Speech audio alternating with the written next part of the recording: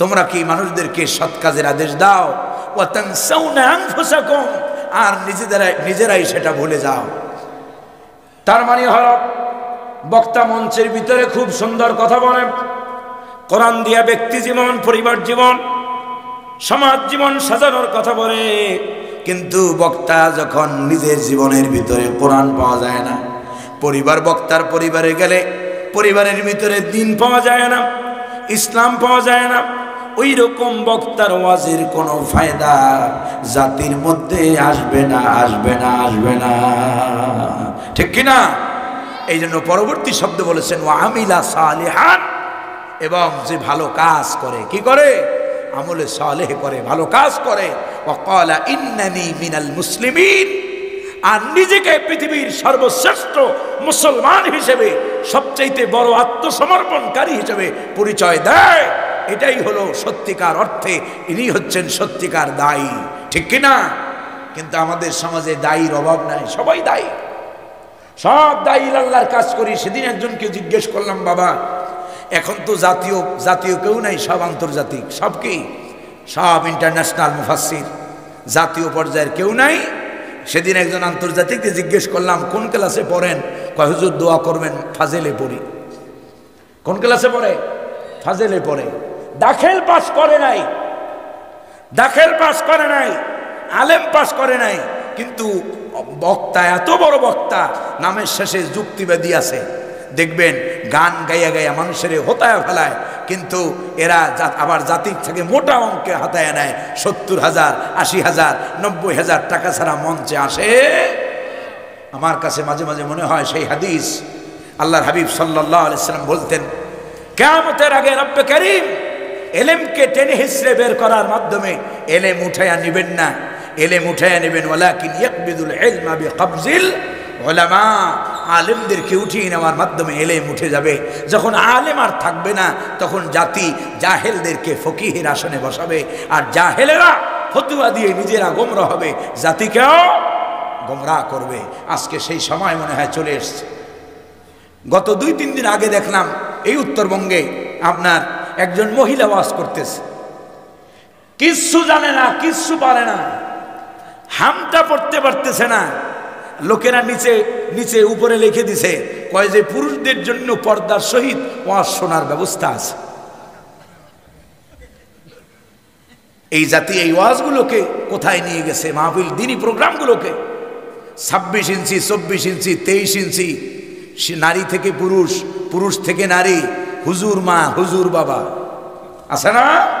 সম্মানিত হাজিরিন, এই ভালো আলেমদেরকে আনতে হবে, যোগ্যতা সম্পন্ন আলেম। কিন্তু লোকেরা তাদেরকে আনে না, কারণ তাদেরকে আনলে তো লোক হবে না। 26 ইঞ্চি 24 ইঞ্চি আনলে যে লোক হবে, একটা হেলিকপ্টার দেখার জন্য যাইয়া উপসে পড়ে সেখানে আমার মানুষ মারা যায়। এটা হলো আমাদের দেশ, ঠিক কিনা? সম্মানিত হাজিরিন, আল্লাহ আমাদেরকে বোঝার তৌফিক দান করেন, বলি আমিন। এই জাতির বিবেক যে কবে খুলবে, কেন খোলে না জানেন? কারণ কোরআনের এলেম নাই। অথচ আল্লাহ প্রথমে বলছেন ইকরা, পড়ো, জানো, বুঝো, কারণ না পড়লে না জানলে বিপদ আছে না নাই? এই জন্য ইসলামের সবচাইতে প্রায়োরিটি, সবচাইতে গুরুত্ব প্রাধান্য দিয়েছে লেখাপড়াকে, ইলম অর্জন করাকে। সুবহানাল্লাহ। আল্লাহ রাব্বুল আলামিন শপথের জন্য এই ওয়াও এনেছেন। আল্লাহ তাআলা বলছেন ওয়া তিন, তিনের কসম। তিন এটি একটি ফলের নাম। এই 3 ফল বেশি উৎপাদন হয় সিরিয়ায়। কোথায়? মুফাসসিরিন কেরামগণ লিখেছেন এই 3-এর মধ্য দিয়ে মূলত রব্বে কারীম সিরিয়ার কসম করেছেন। সুবহানাল্লাহ। 2 নম্বর আল্লাহ রাব্বুল আলামিন বলেন ওয়াজ-যাইতুন, এবং জাইতুনের কসম। এই জাইতুন বেশি উৎপাদন হয় ফিলিস্তিনে। কোথায়? সিরিয়া এবং ফিলিস্তিন দুটি পবিত্র ভূখণ্ড।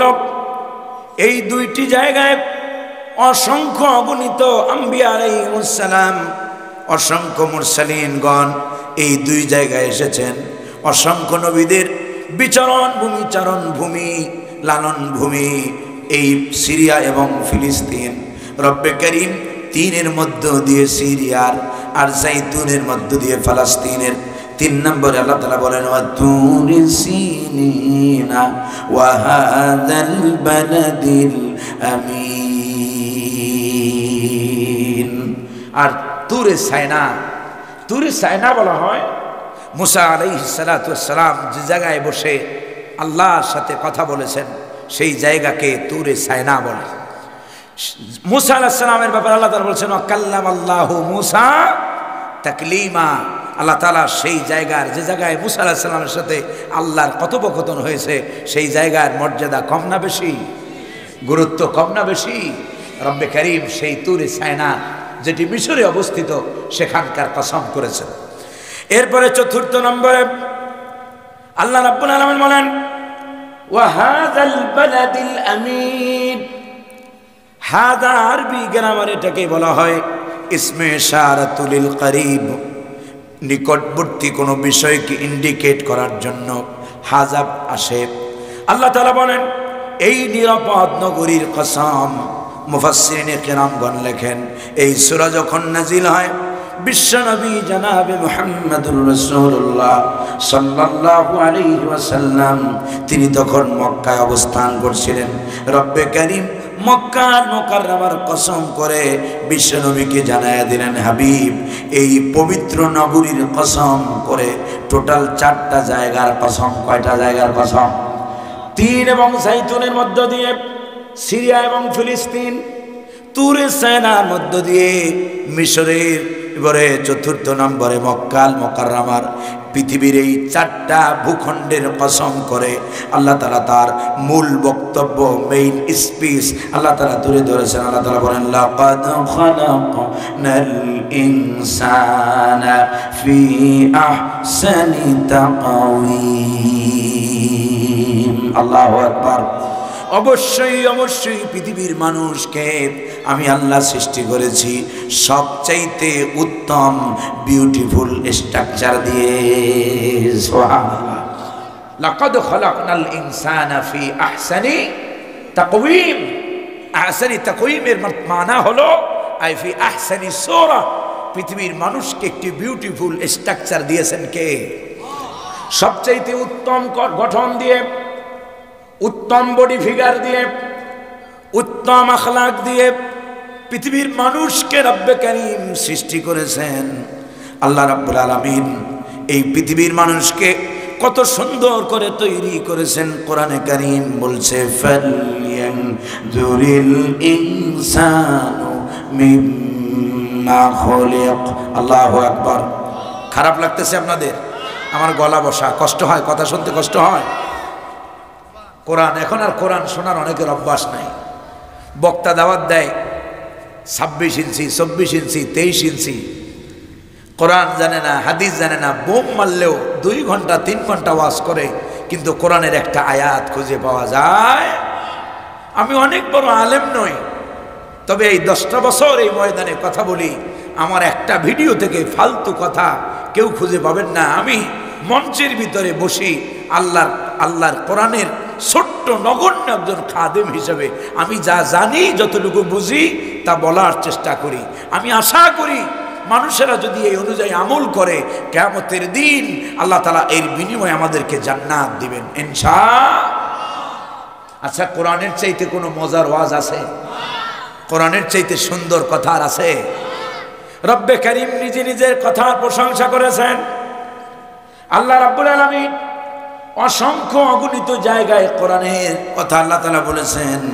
কোরআনের ব্যাপারে আল্লাহ তাআলা বলেন ওয়ামান আহসানু মিনাল্লাহি কিলা। আল্লাহু আকবার। আল্লাহ তাআলা বলেন আহসানু ইসমে তাবদীল, সুপারলেটিভ ডিগ্রি। রব্বে কারীম বলেন আমি আল্লাহর চাইতে অধিক সুন্দর কথা আর কি কারো আছে? আল্লাহর চাইতে সুন্দর কথা কেউ বলতে পারে?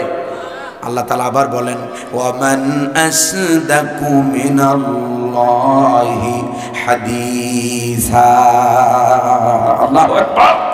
আমি আল্লাহর চাইতে আহসানু আসদাকু, দুটোটাই সুপারলেটিভ ডিগ্রি, ইসমে তাবদীল। আল্লাহ তাআলা বলেন আমি আল্লাহর চাইতে কথায় অধিক সত্যবাদী আর কি কেউ আছে? তার মানে হলো সবচাইতে সত্য কথা কার? সবচাইতে সুন্দর কথা কার? আর আল্লাহর কথাগুলো যারা বলেন আল্লাহ তাআলা তাদের ব্যাপারে বলেছেন ওয়ামান আহসানু কাওলাম মিম্মান দাআ ইলাল্লাহি ওয়া আমিলা সালিহান ওয়া ক্বালা ইন্নানি মিনাল মুসলিমিন। আল্লাহু আকবার। ওয়ামান আহসানু কাওলাম মিম্মান দাআ ইলাল্লাহ, আর তার চাইতে সুন্দর কথা, অতি উত্তম কথা কার হতে পারে যে মানুষদেরকে ডাকে কার দিকে? আমরা ডাকবো কার দিকে? নিজেদের দিকে নয়, নিজের দলের দিকে নয়, মানুষদেরকে ডাকতে হবে নিরেটলি, নির্ভেজাল ভাবে, ইখলাসের সাথে। মানুষদেরকে যদি আল্লাহর দিকে ডাকি তাহলে আমাদের সম্মান, আমাদের মর্যাদা বাড়াই দিবেন কে? এখন শুধু ডাকলে হবে না, বক্তার কোয়ালিটি পরবর্তী পংক্তিতে আল্লাহ তাআলা বলে দিয়েছেন।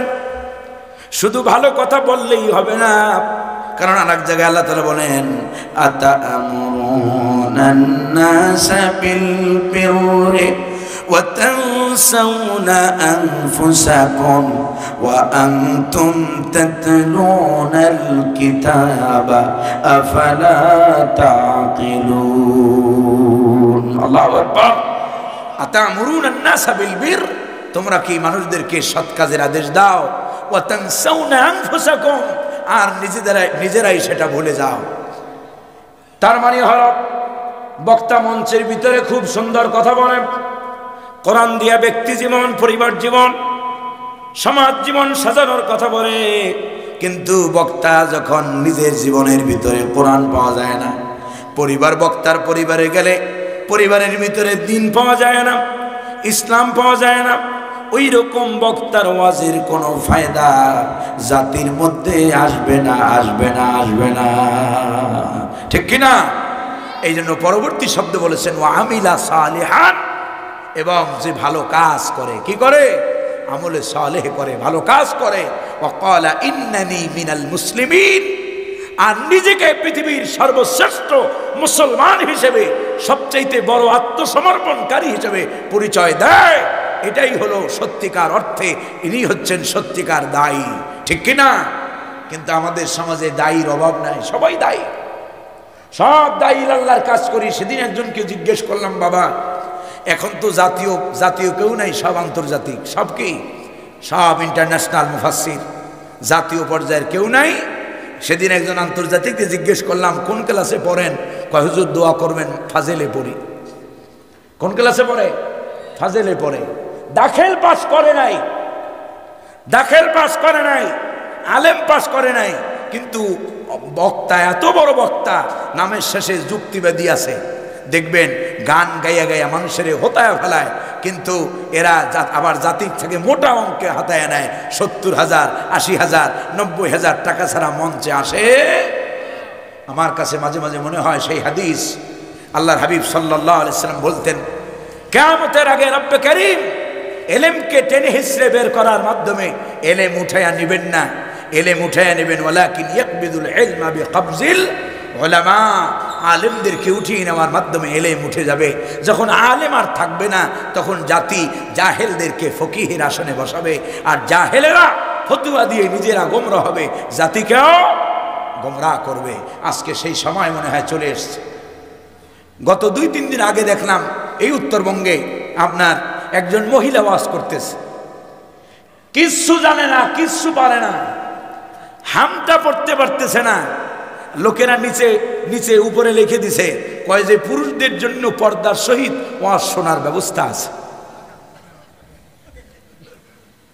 এই জাতি এই ওয়াজগুলোকে কোথায় নিয়ে গেছে? মাহফিল দ্বীনি প্রোগ্রামগুলোকে 26 ইঞ্চি, 24 ইঞ্চি, 23 ইঞ্চি, নারী থেকে পুরুষ, পুরুষ থেকে নারী, হুজুর মা, হুজুর বাবা, আছে না? সম্মানিত হাজিরিন, এই ভালো আলেমদেরকে আনতে হবে, যোগ্যতা সম্পন্ন আলেম।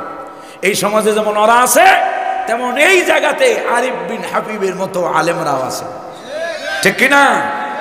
এই জায়গায় মৌলানা ইসমাইল বুখারী কাশিয়ানি, তাদের মতো বক্তারাও আছে। এই জমিনে মৌলানা মুস্তাকুন নবী কাসিমি, হযরতুল আল্লাম মৌলানা মঞ্জুরুল ইসলামের মতো বড় বড় আলেমরা এই জমিনে আছে না নাই? কিন্তু লোকেরা তাদেরকে আনে না, কারণ তাদেরকে আনলে তো লোক হবে না।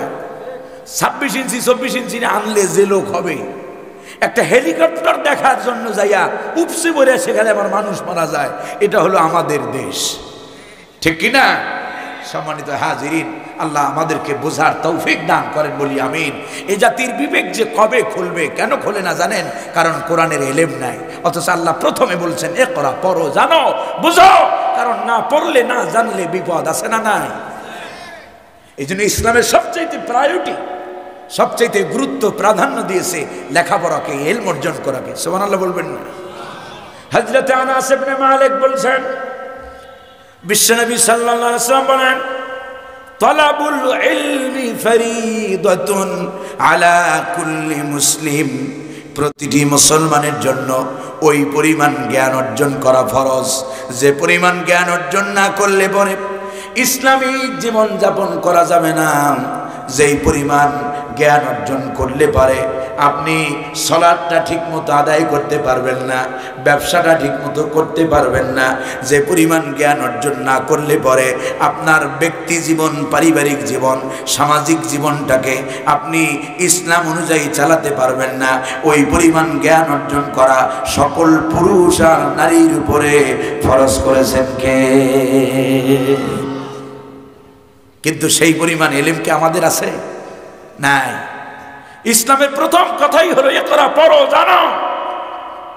শিক্ষার কথা বললেন, যে ধর্মের মূল কথা হলো শেখা, মূল দাওয়াত হলো পড়ো, বোঝো। সাহাবায়ে কেরাম ঈমান এনেছেন, ঈমান আনার পরে ওলামাদের থেকে শুনবেন। সাহাবায়ে কেরাম ঈমান আনার পরে রাসূলুল্লাহ সাল্লাল্লাহু আলাইহি সাল্লাম সাহাবায়ে কেরামদেরকে কোরআন শিক্ষা দিয়েছেন, দ্বীনি তালিম দিয়েছেন। তালিম না দিয়েই তিনি আপনার দাওয়াতের ময়দানে ছেড়ে দেন নাই। আগে ইসলাম শিখিয়েছেন, কালেমা বুঝিয়েছেন, ঈমান বুঝিয়েছেন। ঈমান আনলে কি হইতে পারে, ঈমান আনার পরে কি পরিস্থিতি সামনে দাঁড়াইতে পারে, সেগুলোর ব্যাপারে আগে তাদেরকে তালিম দেওয়া হয়েছে, তারপরে মাঠে ময়দানে ছড়িয়ে পড়েছেন, ঠিক কিনা? আর এক শ্রেণী আছে কয় যে আলেম টালেম কিছু হওয়া লাগবে না, আলেম বিদ্বেষী আছে না নাই? আছে না? হুজুরদের দেখতে পারে না, কিন্তু তাবলীগ করে বেড়ায়, দাওয়াত দিয়ে বেড়ায়। মনে রাখবেন, যারা আলেম বিদ্বেষী হয় ওরা আসলে আলেম বিদ্বেষী না, ওরা ইসলাম বিদ্বেষী, ঠিক কিনা? আছে না? বাংলাদেশে এক গ্রুপ বের হয়েছে, আলেমদের বিরুদ্ধে জিহাদ ঘোষণা করতেছে। হ্যাঁ, তাদের ব্যাপারে সতর্ক থাকতে হবে। ওলামায়ে কেরাম যে মতের হোক, যে দরবারের হোক, ওলামায়ে কেরামদেরকে আমাদের সবাইকে সম্মান করতে হবে, ঠিক কিনা? আলেমের বিচার আপনি করতে যাইয়েন না। আপনি করতে গেলে আপনি বিপদে পড়বেন। আপনার আলেমের ভুল ধরবে আলেম। আপনি সাধারণ, আপনি আলেমের দোয়া নেন, ইনশাআল্লাহ ভাগ্য খুলে যাবে, ঠিক কিনা?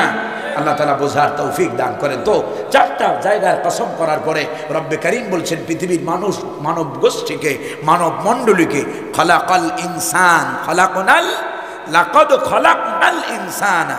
ইনসানের আগে যে আলিফ লাম আছে, এর দ্বারা বোঝানো হয়েছে all humanity, all mankind, all human being. পৃথিবীর সমগ্র মানুষকে সুন্দর করে বানাইছেন কে? কত সুন্দর করে বানালেন একটু লক্ষ্য করেন, চিন্তা করেন। আল্লাহ রাব্বুল আলামিন বলেন, আলাম নাজআল লাহু আইনাইনি ওয়া লিসানাহু ওয়া শাফাতাইন। আল্লাহু আকবার। গোলাম, আমি কি তোমারে দুইটা চোখ দিই নাই? দুইটা চোখ দিয়েছি, আর একটা জিহ্বা দিয়েছি, আর দুইটা ঠোঁট দিয়েছি।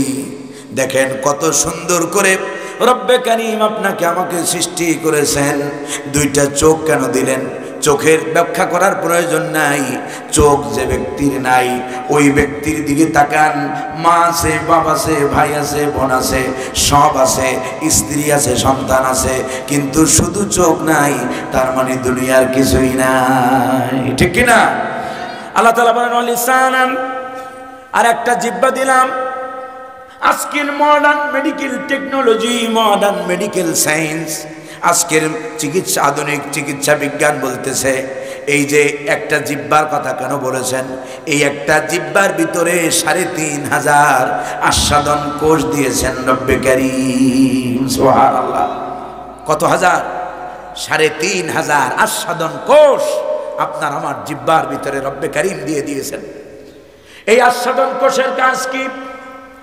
এই যে নানান ধরনের বাহারি আইটেমের খাবার আমরা গ্রহণ করি, কত আইটেমের খাবার যে আমরা খাই, শুধু কয়েকটা দৃষ্টান্ত দেই।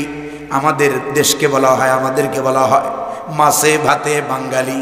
এই যে হাওর অঞ্চল, কত ধরনের মাছ হাওরে পাওয়া যায়, যায় না? যায় না? সব মাছগুলো খাইতে একই রকম স্বাদ না, আলাদা আলাদা? যত ধরনের যদি 500 পদের মাছ আপনি খান, আপনার জিহ্বার ভিতরে বলে দেবে এইটা এই মাছ। একটা মাছের সাথে আর একটা মাছের স্বাদ মেলে না। সুবহানাল্লাহ। আল্লাহ তাআলা বলেন, গোলাম একটা জিহ্বা দিয়েছি, এই জিহ্বার ভিতরে 3500 আস্বাদন কোষ আমি রব্বে কারীম দিয়ে দিয়েছি। শুধু এই জিহ্বার কাজ শুধু স্বাদ গ্রহণ নয়, এই জিহ্বা দিয়েছি বলেই তুমি আমি কথা বলতে পারি, ঠিক কিনা? আর রহমান আল্লামাল কুরআন খালাকাল ইনসানা আল্লামাহুল বায়ান। আল্লাহু আকবার। রব্বুল আলামিন বলেন, আমি মানুষ সৃষ্টি করেছি। খালাকাল ইনসান, পৃথিবীর মানুষ সৃষ্টি করেছি আমি। আর মানুষ সৃষ্টি করার পরে এই মানুষকে বাচন ভঙ্গি কথা বলাও আমি আল্লাহ শিক্ষা দিয়েছি। সুবহানাল্লাহ। এই জিহ্বা দিয়ে কথা বলা শিক্ষা দিলেন কে? পরিপূর্ণ জিহ্বা দিয়া। এই জন্য ডক্টররা, যারা ডাক্তার হয় বড় বড়, এরা ডাক্তাররা কোনোদিন নাস্তিক হয় না, মুরতাদ হয় না। কারণ ওরা জানে এই একটা জিহ্বার ভিতরে রব্বে কারীম কত নিয়ামত দিয়েছেন। জিহ্বাটা যে পরিমাণ থাকা প্রয়োজন, তার চাইতে যদি বিন্দু পরিমাণ, সামান্য পরিমাণ যদি আপনার ছোট হয়, তাহলে ওই লোকটার কথাও স্পষ্ট বোঝা যায় না, ঠিক কিনা? আমাদের সমাজে তোতলা আছে না নাই? তোতলা আছে না নাই? এরপর আল্লাহ বলেন, ওয়াশাফাতাইন, দুইটা ঠোঁট দিয়েছি। ঠোঁটের কথা চিন্তা করেন। এই ঠোঁট দিয়ে মাচন ভঙ্গি তো আছেই, কথা বলার যে হরফগুলো আমরা উচ্চারণ করি, ঠোঁটের ব্যবহার আছে না নাই? ঠোঁট যাদের সামান্য কাটা, এরকম ঠোঁট কাটা লোক দেখেছেন সমাজের ভিতরে? সামান্য ঠোঁটটা কাটা থাকে বলে তার কথা স্পষ্ট হয় না, নাসিকার সাথে তার কথা বেজে যায়।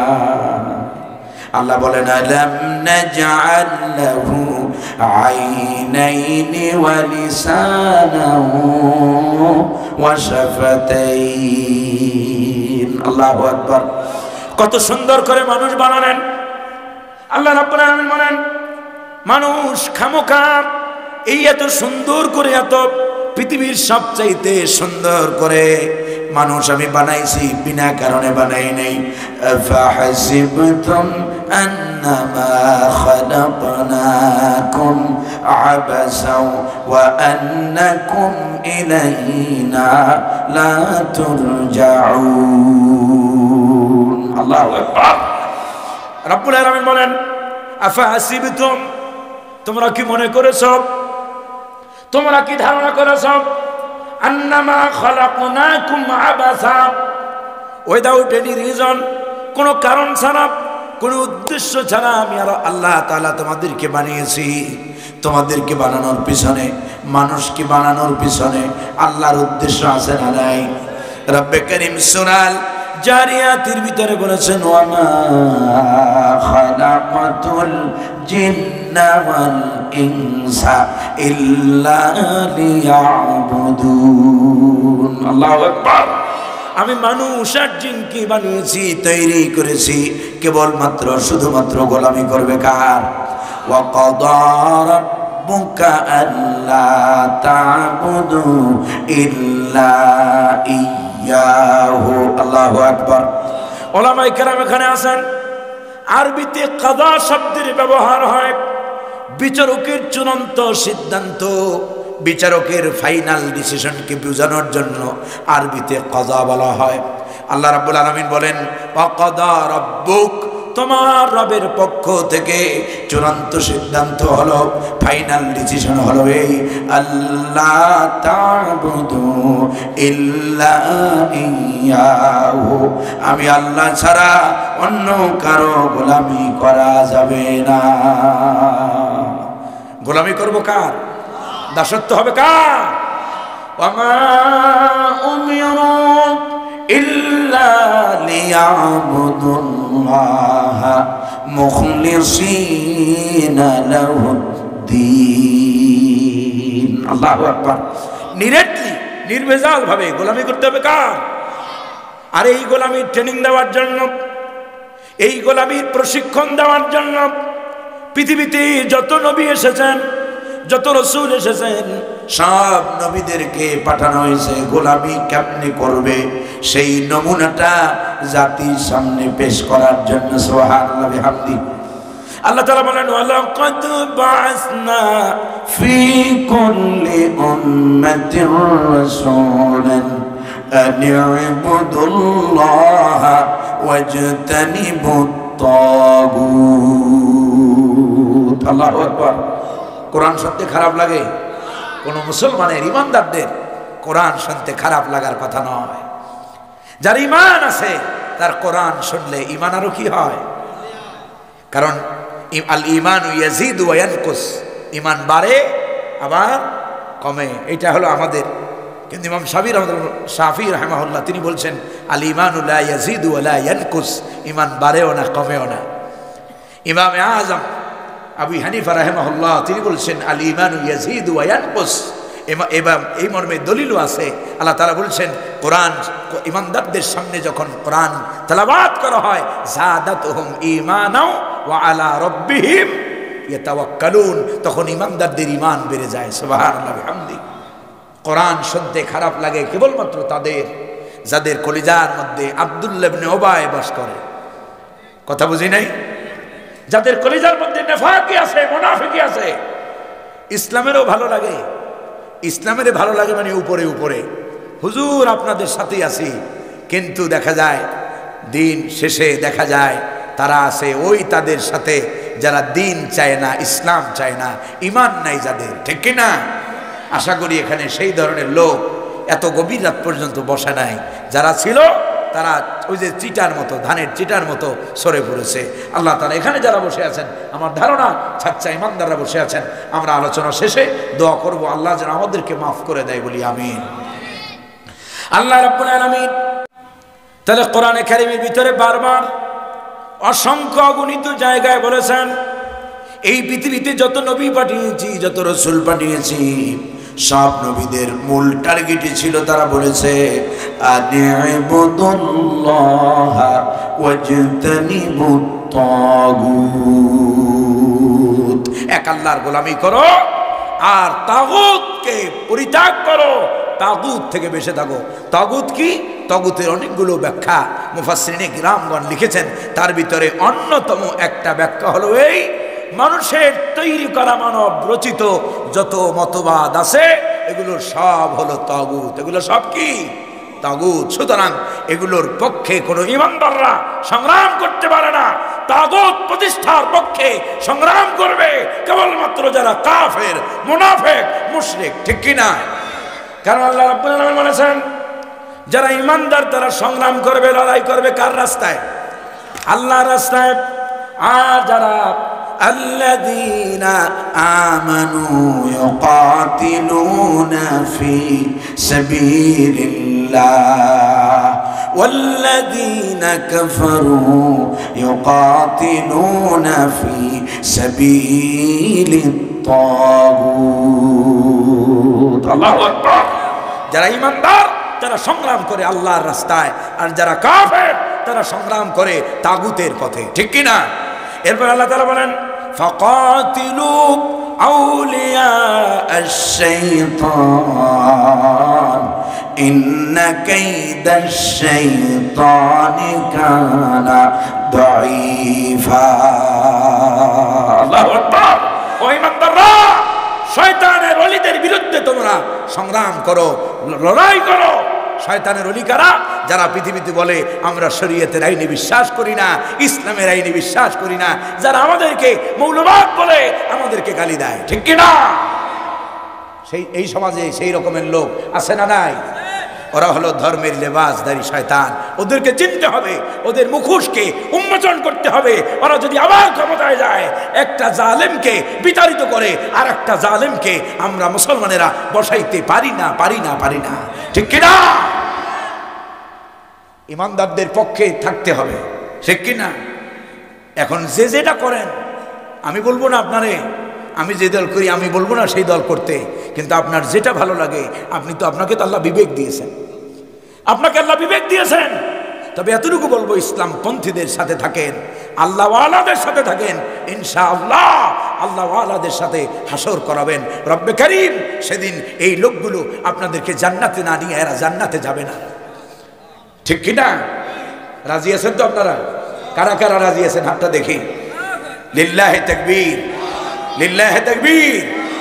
এই অঞ্চলে যদি ইসলামপন্থীরা দাঁড়ায়, ভোটটা ইসলামপন্থীদেরকে দিবেন তো? যারা কোরআনের আইন চায় তাদেরকে দিবেন তো? আল্লাহ যেন কবুল করেন বলি আমিন। সম্মানিত হাজিরিন, চতুর্মুখে রব উঠেছে, রিক্সাওয়ালা, কুলিওয়ালা, ঠেলাওয়ালা, মজুর সবাই বলতেছে এতদিন সব দেখেছি, এবার কোরআন দেখব। আল্লাহ যেন কবুল করেন বলি আমিন। কোরআনের সমাজ দেখতে চান না আপনারা? একটা চিন্তা করেন, ছোট্ট একটা উদাহরণ দিই। আমি একলা বক্তব্য দিতেছি, আপনারা মনোযোগ দিয়ে শুনতেছেন, পরিবেশটা কত সুন্দর, ঠিক কিনা ভাইরা আমার? নিরালে, এখানে কোনো আওয়াজ নাই। কিন্তু এটা যদি পলিটিক্যাল প্রোগ্রাম হতো, শান্তি নিরাপত্তা বজায়ের জন্য পুলিশ, এরপরে আপনার আর্মি, কত কিছু লাগতো, ঠিক কিনা? তারপরও চেয়ার ছোড়াছুড়ি, মারামারি, দলাদলি আছে না নাই? সমান, কিন্তু এ জায়গায় কিছু আছে। কোরআনের এই সামান্য 1-1.5 ঘন্টার অনুষ্ঠানে যদি এইরকম শান্তি থাকে, কোরআন দিয়ে যদি আমাদের সমাজ আর রাষ্ট্রটা যদি সাজাতে পারি, আমাদের সমাজে রাষ্ট্রে শান্তি দিবেন কে? কোনো সন্দেহ আছে? আল্লাহ তাআলা আমাদের সমাজকে কোরআনের সমাজ করে দেন বলি আমিন। কোরআনের সমাজ এমনিতে চিল্লাইলে হবে না, কোরআনের সমাজ তৈরির জন্য আমাদেরকে কাজ করতে হবে, প্রয়োজনে রক্ত দিতে হবে, জান দিতে হবে, মাল দিতে হবে, ঠিক কিনা? কিন্তু হোসাইনি সেই ইসের ভালোবাসা, কুফাবাসীর ভালোবাসা দেখেন।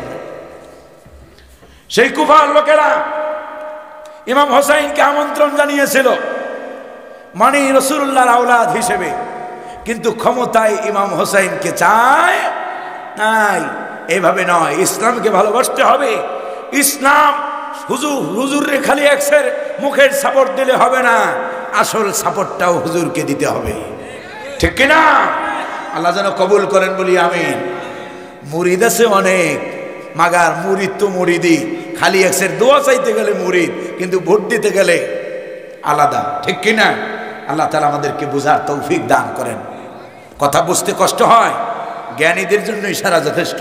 আল্লাহ তাআলা আমাদেরকে যেন হকের উপরে রাখেন, হককে প্রতিষ্ঠান আন্দোলনে ঐক্যবদ্ধ ভূমিকা রাখার তৌফিক যেন আল্লাহ দান করেন বলি আমিন।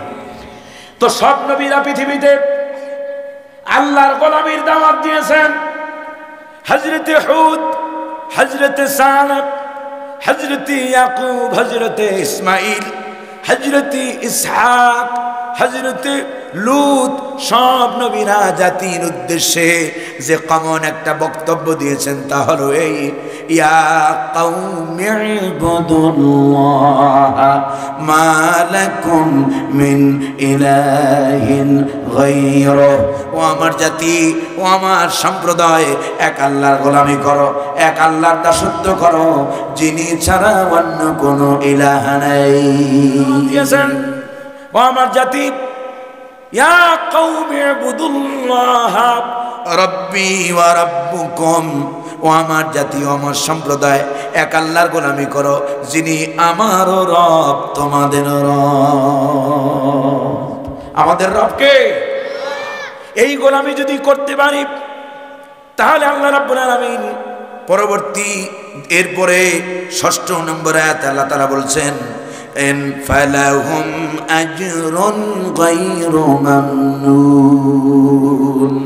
যদি গোলামি দাসত্ব যদি করতে পারি, ঈমান যদি আনতে পারি, আমলে সলে যদি করতে পারি, আর গোলামি যদি পুঙ্খানুপুঙ্খ আল্লাহর জন্য করতে পারি, তাহলে রব্বে করিম আমাদেরকে এমন পুরস্কার দেবেন, গায়রু মামনুনের মানা হলো আয় গায়রি মাকতুইন, এমন পুরস্কার দেবেন যে পুরস্কার থেকে বিন্দু পরিমাণ কমানো হবে না।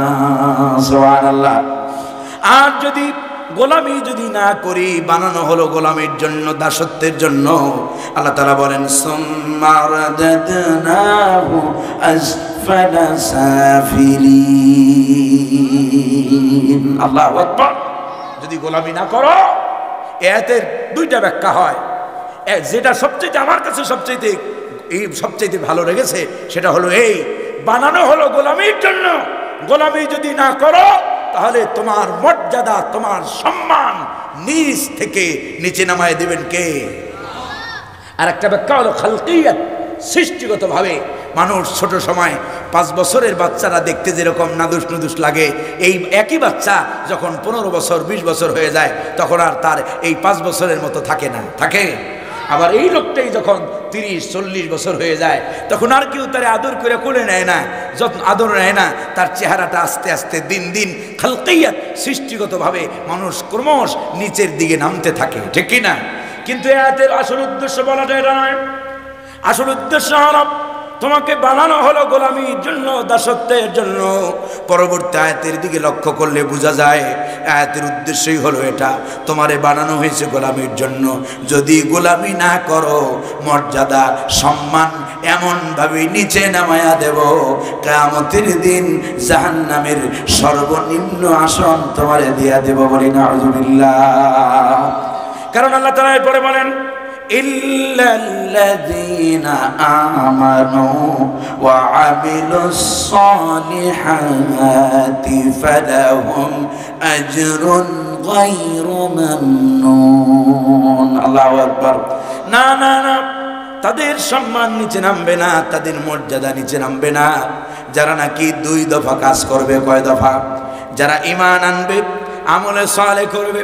এই আয়াতের ব্যাখ্যা আবার সূরা আসরের ভিতরে রব্বে কারীম দিয়েছেন।